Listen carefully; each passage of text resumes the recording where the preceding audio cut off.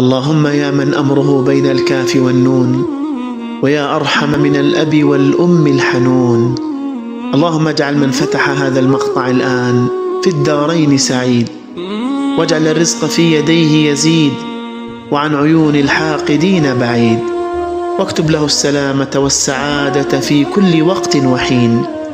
اللهم اغفر له ولأم أنجبته ولأب أحسن تربيته.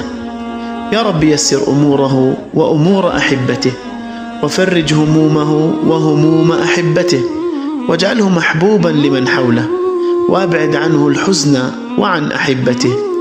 اللهم اقسم له في كل صباح من توفيقك ورضاك وغناك وتيسيرك ما تفرح قلبه وتريح باله.